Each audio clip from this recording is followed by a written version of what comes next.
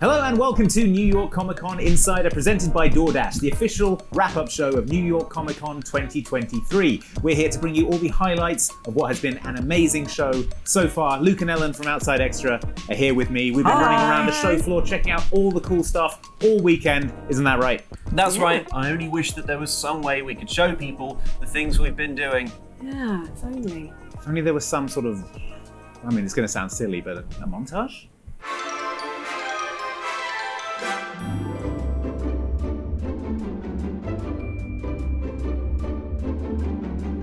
There's a sign saying, please do not touch. Do you think that's like a polite request or a sort of like hard rule? I think it's a hard no, yeah. Luke.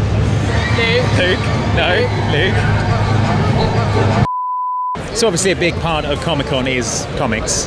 And we are here at a comics vendor who is selling $2 comics. What we're going to do, we're going to pick, each of us is going to pick a comic at random from the $2 box. Yeah. And then we're not going to look at them, we're going to buy them.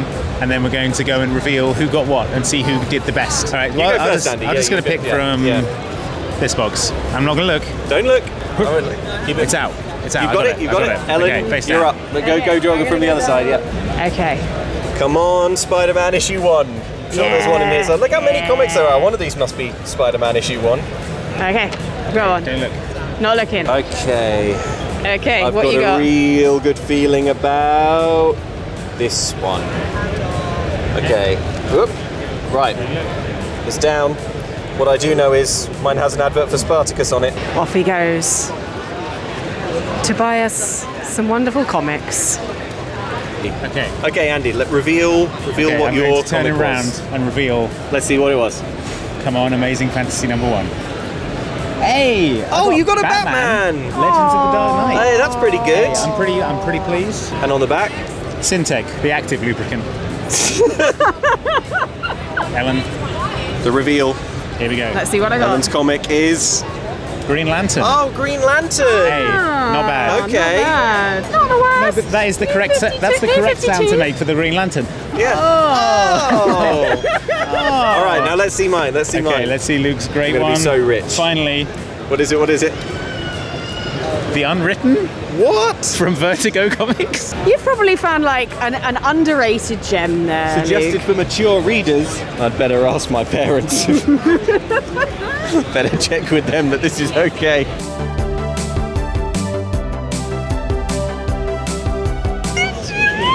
Yeah, I tell you what, these Pokemon designers are really running out of ideas these days, aren't they? What? We're heading down into Artists Alley, which is where a bunch of independent artists, comics creators, they come set up shop here for the weekend. They're selling original art, they're selling original comics. You can just shop around and see if you find something that takes your fancy.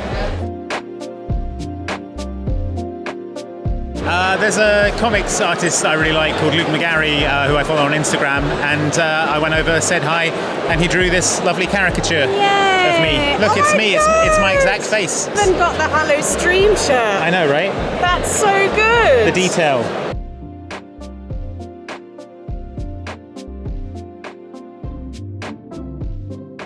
Gacha machines! Gacha machines! Out of the way, Pac-Man, I'm looking for gacha.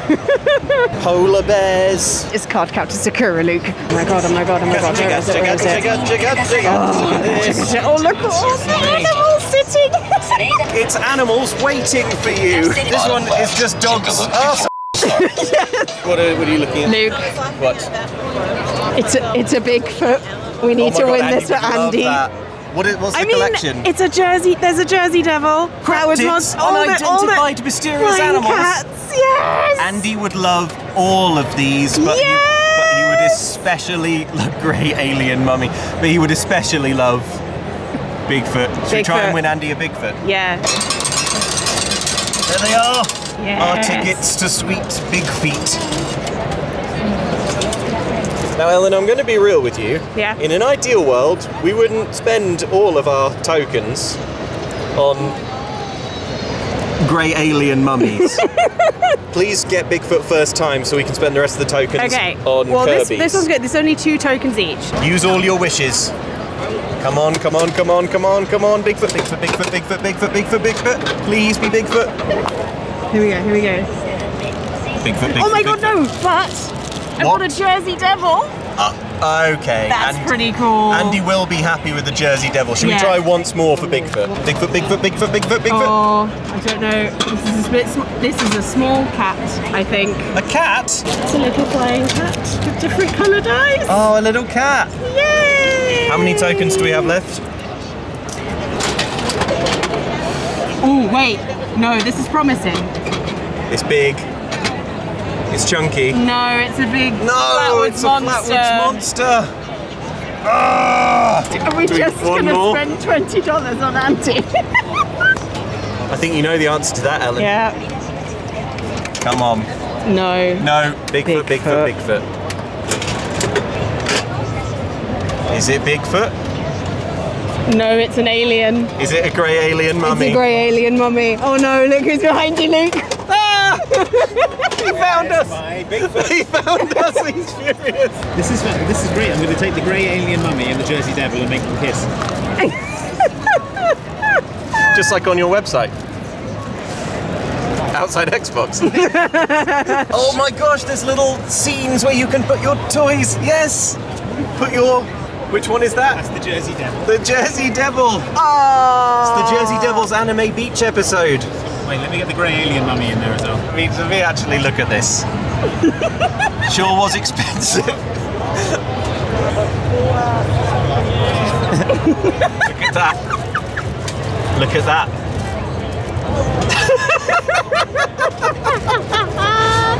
Well, Jersey Devil, I feel like we have earned this vacation. Yes. Uh-oh. Who's this coming onto the scene? It's the Flatwoods Monster. The Flatwoods Monster. Uh-oh. I'm here to break up this relationship. No! The Flatwoods Monster is now making out with the Jersey Devil. And the grey alien mummy just has to watch. When you zoom in on that heartbreak. You son of a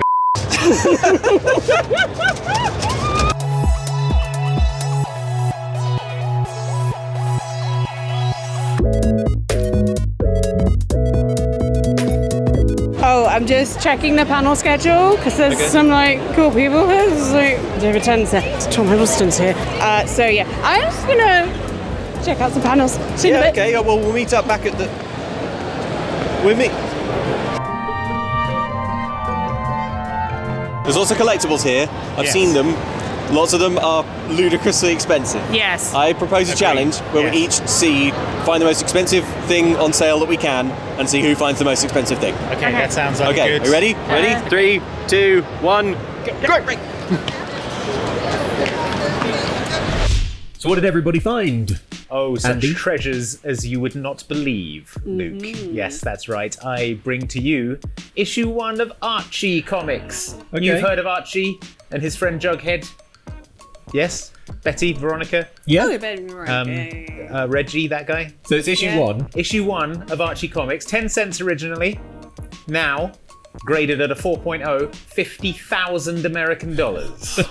So it's got Archie in it. There's a little bar along the bottom saying what other stories are in it, and it includes a story about Bumble, the bee detective.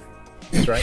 That's why it's so That's why expensive. I think that's the reason it's hit the 50k mark. So $50,000, beat that. I found some what I assume are collectible cards, bubblegum things. They were the Garbage Pail Kids. Love the Garbage Pail Kids. So they were very like collectible. a parody What of the Cabbage Patch dolls. Right. It's like the same art style, but you know, it They're looked like really horrible little like babies little doing weird stuff. grossy, like and Sounds like the kind of thing I would pay a huge fortune for. Well, they're very Well- collectible and rare. Okay. It was. I'm not quite hit Andy's level. It's $39,950. Wow. You need Bumble the Bee Detective to get above Exactly. that. Yeah, I knew we needed the bee detective. Yeah.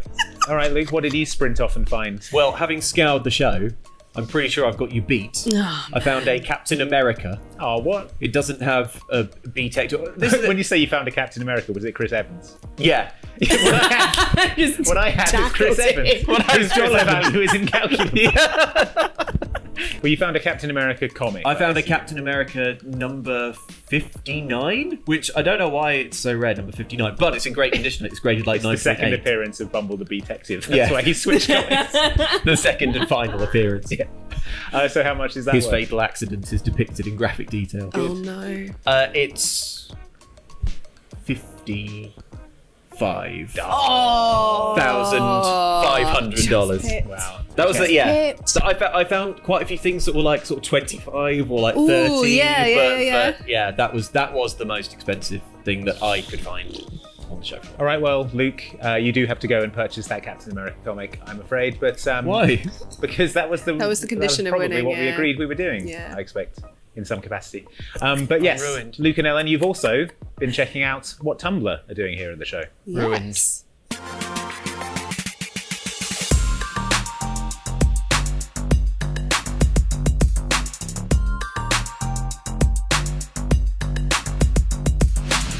So we're behind the scenes now in the Tumblr section here at NYCC, and we are with Cher, who is the head of entertainment at Tumblr. Hi, how's it going? Good, thanks. How was your show? It was fantastic so far. Day one, just did a great interview. Excited for the rest of New York Comic Con.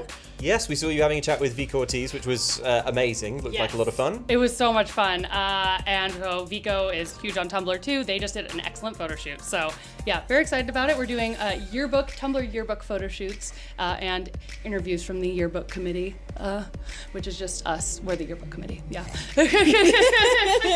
Nice. And are they all going to be sort of put together into like some kind of gigantic, like physical book? Are they going to be bound? Actually, yes. Hopefully, eventually. So we started doing the Tumblr yearbook shoots like 3 weeks ago. We did the first one at All Things Go, which is a music festival that was over in Baltimore, and we did the photo shoots and everything. And so we have those up, and we do a little interview with them, and we're hoping to do more of these at cons and events and do a different custom backdrop for every single one, and then eventually every year do like the class of that year with the portraits that we've taken, the interviews, clubs, any kind of like things so that we can get in there and essentially create like a Tumblr year book in review. Yeah, I'm in love with this background. What inspired it? This background was designed by our fantastic creative director, Jasmine Ho. It was inspired by Tumblr Blaze, which is a new feature that we launched about a year ago that allows users to promote their own post or promote other people's posts to as few as 250 people or to as many as 50,000. People have been having a lot of fun with it. We've seen people blaze the entire B-movie script. We've seen people blaze photos of their dogs. And a big way that we see folks use it is art. Art and artist is one of the big tenants on Tumblr. Artists on Tumblr is one of the biggest communities on Tumblr, as is curators on Tumblr. We launched it to, obviously give people a chance to promote their own things, but also to promote other people's work that they respect and get it out there. And we really love the really creative, supportive community on Tumblr. And so we really wanted to kind of continue cultivating that. So Tumblr's obviously a huge spot online for fan art. Yes. And NYCC is full of artists, both like professional and aspiring. What's Tumblr doing here to like support and promote artists? We're doing quite a bit here. So two of the big pillars at Tumblr are fans and fandoms and art and artists, which is obviously a really perfect fit for New York Comic Con. So we're doing a few things here.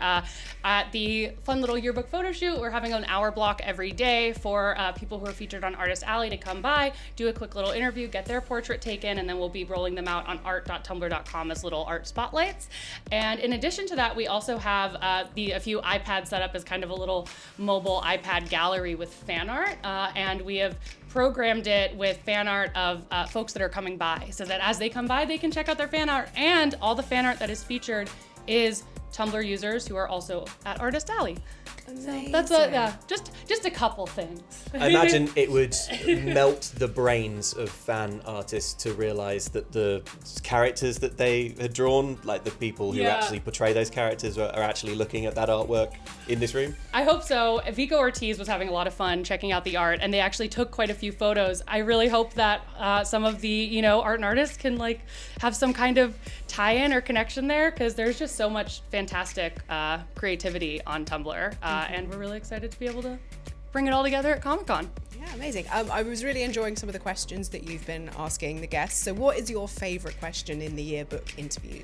Oh, that's a good question. I think my current favorite question from this one is, what if there was a con created about like the teenage version of you, what would that con entail? I think it would be this one. Yes.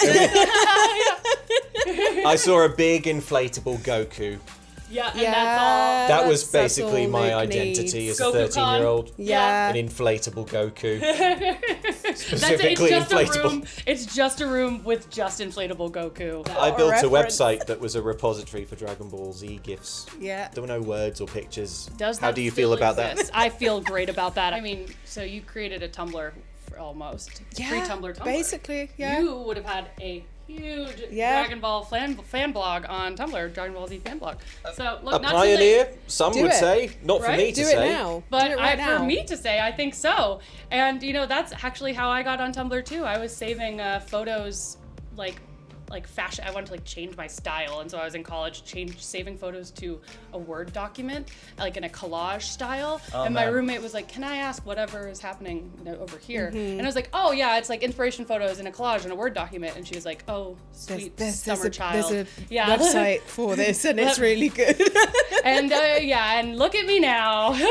She takes full credit, and she does deserve it. Yeah. 100%. I have so many follow-up questions. First off, does it still exist? That's all the time we have. So frustrating when a great conversation gets cut short by time restrictions, but we have a schedule to keep to. Yeah. So you're going to be migrating those, making that those Tumblr. GIFs over to Tumblr. GIFs? Yes, GIFs. GIFs, GIF. It's GIF. We're not getting into this. We don't have time to get into it. In fact, oh no, that's all the time we had.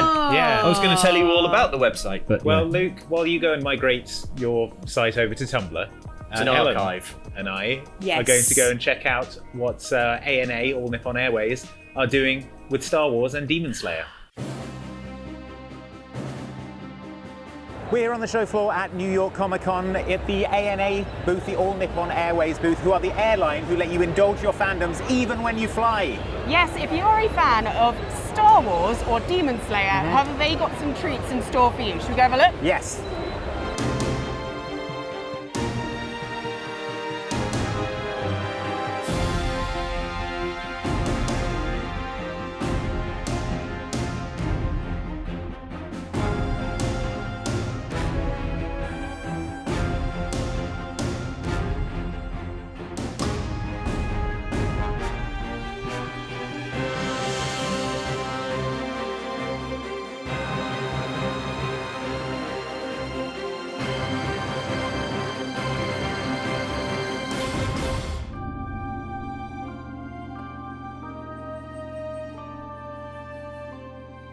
So here in the ANA booth, you can feast your eyes on some of the amazing looking planes that you can fly over to Japan. I'm here with Tommy, who can tell us more about it. So this is the 787-9 in the R2-D2 livery. It's the R2-D2 ANA jet, and this is actually flying with this livery on international routes. Here today we have a 1/20 scale model plane. So this is 1/20th the size of the actual plane. This particular model is signed by the cast of The Force Awakens. And so here it is. I spy a John Boyega on there. Oscar Isaac, look at them all. Oh my goodness. All the signatures that are on the model. Oh, so the Carrie entire Fisher. cast of The Force Awakens has signed the plane. Amazing. All I can say to that is, that's my R2D2 impression. And here we have the C-3PO model plane. This is the C-3PO ANA jet. This is a model of a 777 that is flying on domestic routes in Japan. And this model is a 1/100 scale, so it's 100th the size of the actual plane. And it's signed by the actor of C-3PO. It is as well. All I can say to that is, oh my. I'm British, it's easier. That was perfect. Thank you. Excellent.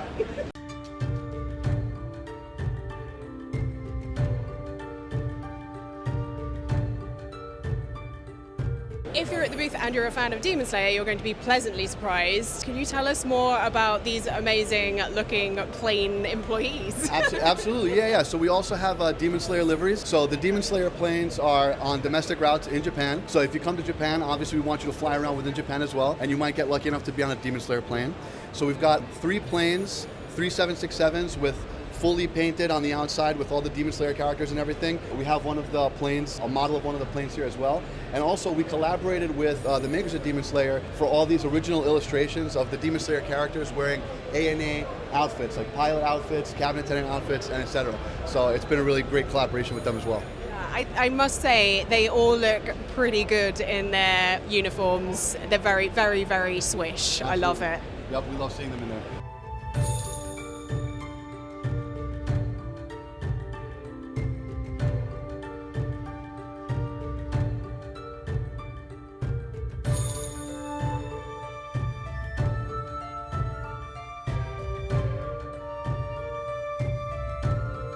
So at the end of the experience, there's this wonderful desk. What can you do here if you go around the booth? So this is one of the most exciting desks in the booth. Here you can scan your badge to get a prize, and we have some awesome giveaways. So for example, we have some model airplanes of the Star Wars planes, and these are 1/200 scale models. They're 200 times smaller than the actual plane. Very accurate models, very cool models. We also have tote bags, ANA Star Wars tote bags, a set of 3 friction pens, erasable pens, single pens, and pins, exclusive to Comic-Con as well. So please come check it out, scan your badge to win a prize. Yeah, it's a very wonderful, unique collectibles. Definitely swing by. Try again tomorrow. Yep. Only did one per day. Sadly, I didn't win anything at A&A, even though I did really want to pocket one of those Star Wars planes. But what I have done instead is I've stolen this orange chair off of Andy because I am joined by the wonderful Popverse crew. It's Veronica and Vito. Hello. Hello. Hello. I love the synchronized jazz hands there. We worked on it. Yeah, we worked on it every day. We worked together. How's your Comic-Con been going so far? It's been really, really good. There's been so much to see, so much to do. Would you say? Yeah. Yeah, and we've had the lucky chance to meet with Chris Evans. We've had the lucky chance to work closely with some other people together. Yeah. Yes, we had the pleasure of going down and meeting some of the Final Fantasy VII Rebirth cast and asking them some questions. Mainly, who is your favourite Final Fantasy VII character? The answers may surprise you. My favorite character, I don't know, it might be Aerith or Yuffie. I mean, I think both of them are so fun. Not that Tifa's not fun, but Tifa's a little more grounded and not serious, but a little bit. So I love Aerith and I love Yuffie. So those would be my 2 other favorites. My favorite character in the game, for one specific reason, is Cait Sith. And that is because I am a sucker for dialects. I love dialects, and I fell in love with Cait Sith's dialect. I asked for it to be played while I was in the recording booth, just so I could hear it. Paul Tinto, you do an amazing job. I love it. I love it so much. I mean, I'm pretty cool, but like, you know, that Barrett guy he's all right. He's all right too, I guess. Say so. Yeah, man. Besides Yuffie, I think maybe Aerith. She is the light of the entire party, especially in Remake where Cloud's like all super serious and like gloomy. Aerith brings levity to a lot of situations. I just love that she's super sassy while at the same time being very kind. So I think Brianna does a wonderful job at bringing her to life. Red, you don't even have to finish that question. Red, first of all, is drawn, created, done beautifully. If you look at Red represents a culture that has gone through it. I mean, he's red, it's cool. It's like half wolf, half dog, loyal, except for when he talks about me, especially in the truck. They had some of the stuff that was recorded. I said, hey, can you please play me one actor? I was able to play off of that like, oh, dang. Kills it. We get this on camera. That's my little Red. Ooh, we just met today. Yeah, we just met. They're so adorable. That was so sweet to watch. Yeah, it was really interesting because like they, as voice actors, they had like, it's such a weird, different process compared to so many other forms of acting in that a lot of them don't work together. They kind of work separately. It's amazing. Yeah, that's something really interesting that a lot of voice actors tend to record their lines by themselves. Sometimes the only opportunity to meet their fellow castmates are at shows like New York Comic Con. Yeah, and being able to hear Max's experience, Red 13's voice actor, of like meeting the voice actors for Barrett and Cloud for the first time, even though they've played an entire game together at this point. It was such a sweet moment to be able to share with them. Yeah. I think we all have to shout out how amazing John was, who voices Barrett. Gosh, yes. So sweet. Like, they were all wonderful. He in particular was, he complimented everyone. Yeah, every single person at least once. Yeah. And the biggest dad energy I have ever met in a human being. Like, he was like, these are all my babies. I love them all. And it was the most adorable thing to watch. We all left with like heads twice as large as they were when we walked in the room. Just so full of love, Yeah, really. absolutely. It was For each really other, sweet. for all the fans too. It was, Oh, it yeah. was so cute to hear how much they were excited for people to see it. It was really cute.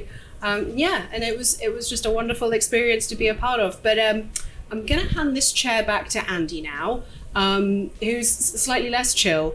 He's still a little bit annoyed about losing that game earlier. So good luck, Luke. Luke, I'm seething. I'm furious. I'm still mad that you beat me with that Captain America comic.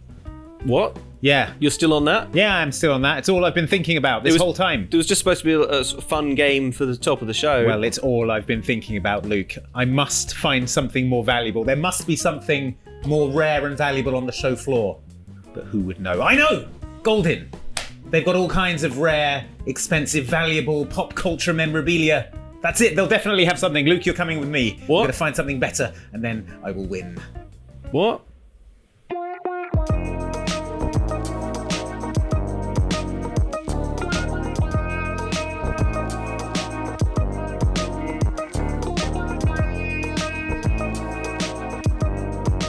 So we're here with Dave from Golden. Hello Dave, how's your show going? It's going pretty good so far.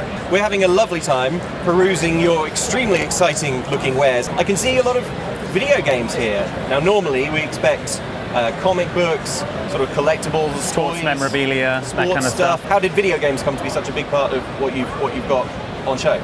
Well, we started with sports. Golden started with sports collectibles, and then we kind of transformed into non-sports. You know, pop culture is the theme, right? The first Mario right here, I mean, that is basically almost what kicked off video games to what they are now. This is the Mario that had the hang tab. It's the early version, and it's the highest graded one ever to hit the block. There's only a few copies of it. So the grading system, I can see that this game has achieved a 9.4. Can you tell us a little bit about what that means for this item? The 9.4 is the overall grade of the item, and they're grading different things like the box, and then you also have a seal grade. So the seal is an A+, so that's very important because a sealed game from 1985 is very hard to find. Yeah, right. And a lot of those seals are worn. Sometimes the boxes look fine, but that seal, you want that A+ grade on the seal. I've seen 9 grades with C's and D's on the seal. So to get an A+ on a 1985 game, and of course the game, Mario Brothers, that's big money. We sold one in a lesser grade for over $78,000 years ago. It's actually in preview on Golden's site right now, and people are going to be able to bid on that on October 20th, and it's going to run till November 17th. So you can go right on the site, you can bid on Mario World Championships. Everything you see here is on preview on auction. So it is New York Comic Con. Let's choose one. We're looking at some comic books here, some very, very rare ones. I can see a Spider-Man issue 1. Well, it's amazing. Fantasy, Your first appearance of Spider-Man. I've got to say, this is the first time I've seen one in person, and I'm having a little bit of a moment here. Seeing an Amazing Fantasy #1 in person is a moment for me. But of course, being sealed, you'll never know what happens in the end. I imagine Spider-Man beats the criminals. That's usually what happens. But maybe, I don't know. Maybe they didn't start out that way. No one knows. No one knows. Okay, so out of everything that you're showing here at Comic-Con, what's your grail item out of the things you have here? If you were to take one of those away, what would be your choice? If the lights were to go out right now, and when they came back on, one thing was missing, and you were gone, what would be missing? What would it be? What would be missing? It's got to be the Mario #1, the highest grade, right? Yeah. I mean, best in its class. This, I believe this game could have been a 7-figure or the first 7-figure game at some point. Wow. Okay. Amazing. There you go. Could be the very first 7-figure video game. We both went to look at that. Why does it count as your... Don't you look stupid now, Luke? Well, with your Captain America thrown in the trash. Oh, he hasn't already bought it. I've got my Mario. I don't have this. He doesn't have that. But it feels like a moral victory. I think you should split it. I think 500k each. As the person who came third, I think you should be pretty pleased with both your findings. That's exactly the attitude that meant you came third.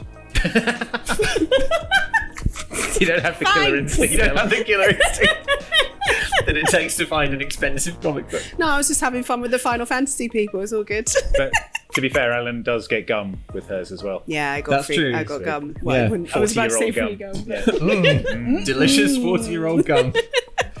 So yeah, a very expensive video game there. But another video game that has a huge presence on the show here is Genshin Impact, the mobile RPG. Ellen, you went to have a look at it and see what they've got to show off. I did. Let's have a look.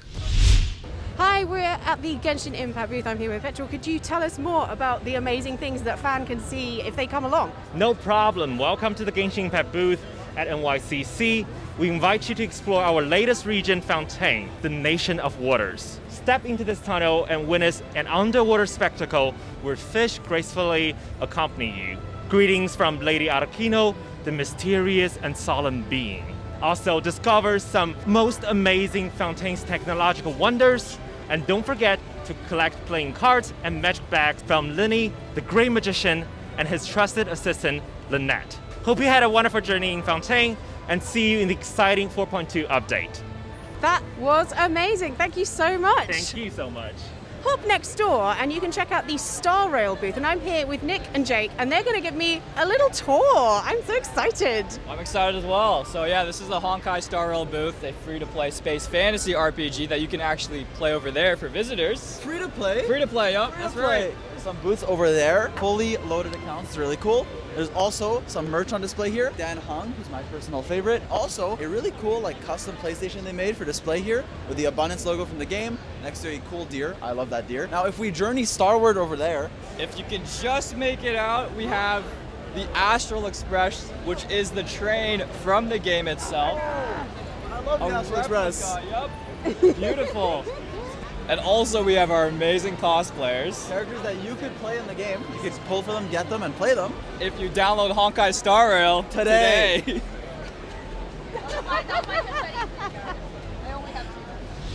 I absolutely adore going down onto the show floor and just having a nose about all the booths. It's always really interesting. Well, there are a lot of exhibitors here at the Comic-Con doing a lot of very interesting and cool things. One of them is Geek Therapeutics, which is a company that is sort of trying to merge geek fandom with therapy and mental health awareness, which is an interesting concept. Andy and I went to investigate.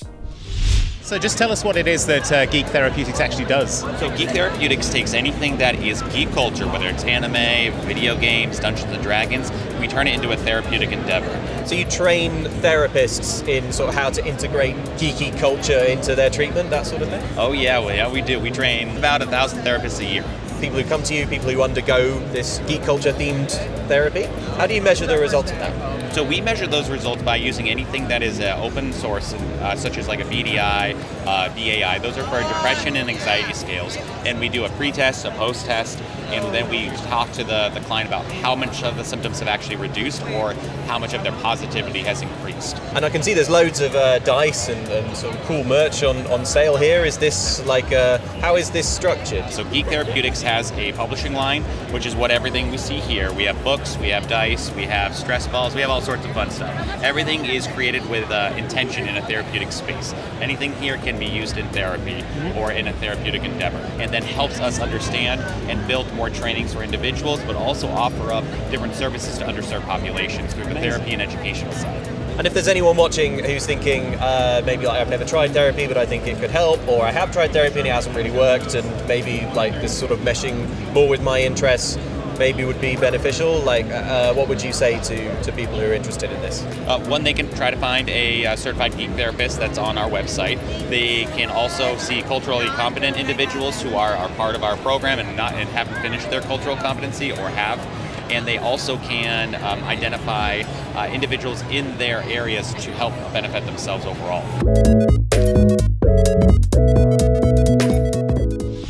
Wow, that That sounds really cool. I think this is all a really good idea. Like, we should be keeping these conversations going, definitely. Yeah, it was a nice chat. And speaking of very cool, Luke and I headed down to check out Super7, who are a toy company making vinyl toys, action figures, and playsets based on some of the more obscure fandoms that people have here at Comic-Con. So join us as we go down and check out what they've got to offer.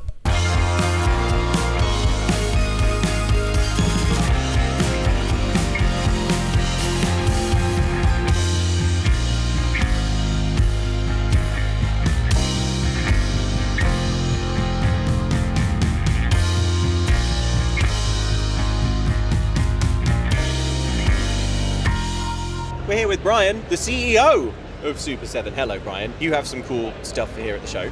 I'm trying my best to have as much cool stuff as possible. You're nailing it. Tell us a bit about like the kind of stuff that you want to make products about. What are the things that make a good Super7 product? I mean, we are collectors, and we've been collecting toys for 30 plus years, and so we really focus on like, what do we not have? What's that thing I always wanted? What's that dream project? And that's really where we sort of lean in. Yeah, there's some unusual stuff in there. Like, I don't think I've ever seen a Mark Mothersbaugh from Devo action figure before. And why haven't you seen him? That's the whole point. Like, the man composed the Rugrats theme. I mean, come on. The man gets around. Exactly. But those are those kind of things where it's like, oh, I didn't know I needed that. And then when you see it, you're like, I sign me up for all of it. So what would you say is your favorite piece that you've got here at Comic-Con that people are seeing? My personal favorite actually is the supersized Sesame Street figures, the Super Grover and Count. Because the supersize for us, I mean, it's a giant figure, but they all have detailed soft goods on it, like tailored soft goods. And it literally just looks like Count walked off the screen and onto the shelf. And I'm just like, I've wanted Count since I was... So if there's one thing that you would encourage people to come down here on the show floor and check out, apart from the Sesame Street stuff, if people are watching this, what would you tell them to go and look at? The big item for the show is the G.I. Joe Cobra Mothership. We just revealed it yesterday. It's the only real ship left from the G.I. Joe universe that hasn't been made into a toy, because G.I. Joe did a great job of making all the vehicles. Yeah. And it's massive. I mean, it's a full playset inside the vehicle. For me, when G.I. Joe came out on screen, that first miniseries, and that giant snake ship flies overhead, you're like, this is the coolest thing ever, oh my God! And it hasn't been made. Yeah. So finally it's here, and it's ridiculous. I was doing mental calculations, the size of my suitcase to go back to London, the size of that thing, and I'm like... The playset could be the suitcase. Put everything in the playset. I could attach a handle to it, it'd be my carry-on. There you go. There you go. All right, problem solved. All right, well, thank you so much for your time. We're going to go back in there and give you all our money. Even better. Even better, that's right. Thanks. So some extremely cool stuff there from Super7. Unfortunately, my attempts to claim that I'd been near a 7-figure Mario cartridge didn't count as a line of credit. So I have not acquired all of the things that I wanted to, but, you know, in the future, maybe, fingers crossed. Yeah. So that's it from New York Comic-Con 2023 Insider, presented by DoorDash. Thanks so much for watching. Thanks everyone for hanging out, checking out the show floor. I've had a lovely time. It's been great, hasn't it? First NYCC, and I have had an absolute blast. If I had one regret, it's that you clowns didn't get me a Bigfoot. So what gives? We can go try and get you a Bigfoot. Hey, the show isn't over. Yeah. We can go and get more Gachapon tokens. Yeah, we can go. There may be one or more Bigfoots still inside that machine. Yeah, I know where we can find an expensive Mario cartridge.